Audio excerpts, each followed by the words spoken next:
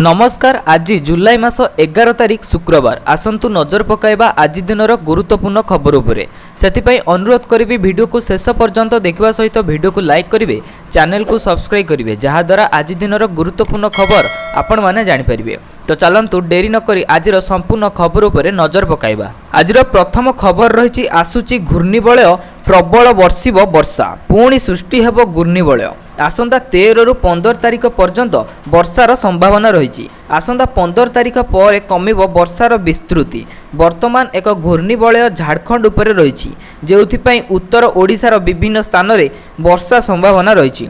सुंदरगढ़, झारसुगुड़ा, संबलपुर भारी वर्षा हो पारे। आसंता काली तथा 11 और 12 तारिख में किछि स्थान में हल्का रु मध्यम धरण वर्षा संभावना रही। परवर्ती खबर रही गड़ुनी गाड़ी अटकिला ओडिशा। 3 दिन धरी आंदोलन जारी रखिछन्ति ड्राइवर। प्रभाव रे हैरान होउछन्ति साधारण लोक।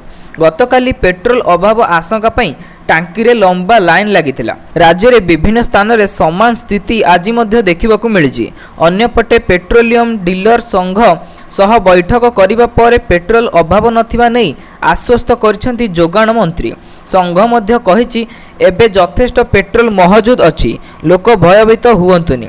समस्यार स्थायी समाधान पाई विभाग 12 मसीहा कमिटी पक्षरु बोली कहिछि संघ। परवर्ती खबर रही राति रे वर्षा, सकाळे भूमिकंप। राति तमाम वर्षा पर सकाळु थरिला दिल्ली। देशर राजधानी को लागिला भूमिकंपर झटका। दिल्ली को लागिला भूमिकंपर झटका। बड़ धरणर भूमिकंप रे दोहली गला पूरा दिल्ली। सकाळु थरिला भारतर राजधानी। सकाळ 9:04 रे भूमिकंप अनुभूत हैला। रिक्टर स्केल रो भूमिकंपर तीव्रता 4.4 सूचना मिली।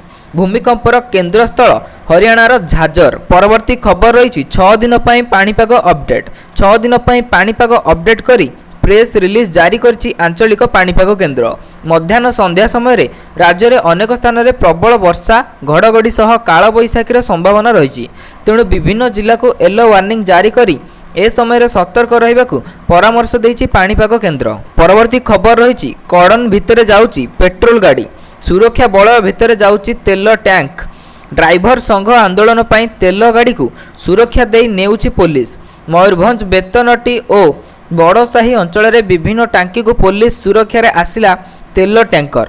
पुलिस गाड़ी तेल टैंकर एक्सर्ट करी नहीं जाउछंती। बैशंगा और बैतरटंटी पुलिस सुरक्षा बल रे भितरे 13टी तेल टैंकर बालेश्वर स्थित सोमनाथपुर डिपोरु बाहरी बड़साही और बेतनटी अंचल रे विभिन्न टांकी को नहीं।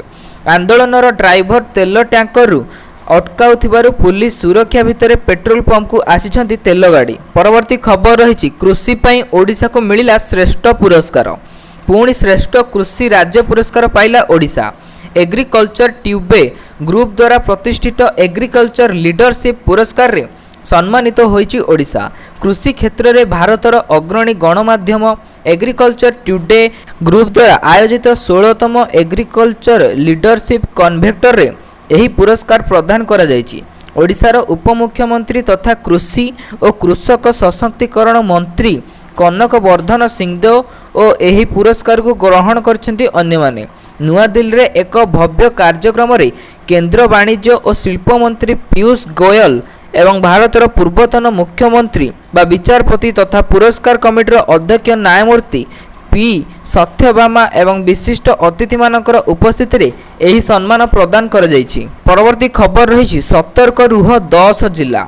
आगामी 3 घंटा पई राज्यर विभिन्न जिला को सतर्क रहिबाकू परामर्श देइछि आंचलिक पाणीपाग केन्द्र।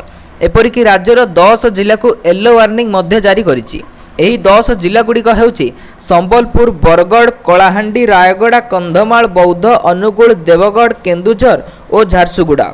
एही सब जिले में गोटे किंबा 2टी स्थान रे आगामी 3 घंटा मध्य वर्षा और घड़घड़ी विपद थिबार आकलन करिछि आंचलिक पाणीपाग केन्द्र। परवर्ती खबर रही नामीबिया संसदर चीन और अमेरिका को मोदींकर टार्गेट। भारत और नामीबिया मध्य 4टी चुक्ति स्वाक्षर हैला। संसद को समर्थन करी मोदी अमेरिका और चीन रो शोषण नीति को सीधा कूटनैतिक प्रहार करछन्ति। ब्राजिल रे ब्रिक्स सम्मेलन रे सामिल होई मोदी नामीबिया वांडीहोक पहुँचवा पर तांकु भव्य स्वागत करा जायतिला। परवर्ती खबर रही आज भारत और इंग्लैंड मध्य आरंभ हेबो तृतीय टेस्ट मैच। ପାଞ୍ଚ ଟିକିଆ ଟେଷ୍ଟ ମ୍ୟାଚ୍ ସିରିଜ୍ ଏବେ 1-1 ରେ ବରାବର ରହିଛି। ପ୍ରଥମ ମ୍ୟାଚ୍ରେ ଇଂଲଣ୍ଡ ଭାରତକୁ 5 ୱିକେଟ୍ରେ ପରାଜିତ କରିଥିଲା। ଦ୍ୱିତୀୟ ଟେଷ୍ଟ ମ୍ୟାଚ୍ରେ ଭାରତ 336 ରନ୍ରେ ଜିତି ନେଇଛି। ଏହି ମ୍ୟାଚ୍ ଐତିହାସିକ ମଇଦାନ ଲର୍ଡସରେ ଖେଳାଯିବ। ଏହି ମ୍ୟାଚ୍ରେ ଯିଏ ବିଜୟ ହାସଲ କରିବ ସେହି ଟିମ୍ ସିରିଜ୍ରେ ଲିଡ୍ ହାସଲ କରିବ। ତ ଦର୍ଶକ ବନ୍ଧୁ, ଏ ଥିଲା ଆଜି ଦିନର କେତୋଟି ଗୁରୁତ୍ୱପୂର୍ଣ୍ଣ ଖବର। ଯଦି ଆପଣମାନଙ୍କୁ ଖବରଗୁଡ଼ିକ ଭଲ ଲାଗିଥାଏ ତାହେଲେ ଚ୍ୟାନେଲକୁ ସବସ୍କ୍ରାଇବ୍ କରିବେ ଏବଂ ଭିଡ଼ିଓକୁ ଲାଇକ୍ କରିବେ, ଯାହାଦ୍ୱାରା ଆପଣମାନେ ଆଗାମୀ ଅପଡେଟ୍ ଖୁବ୍ ଶୀଘ୍ର ପାଇପାରିବେ।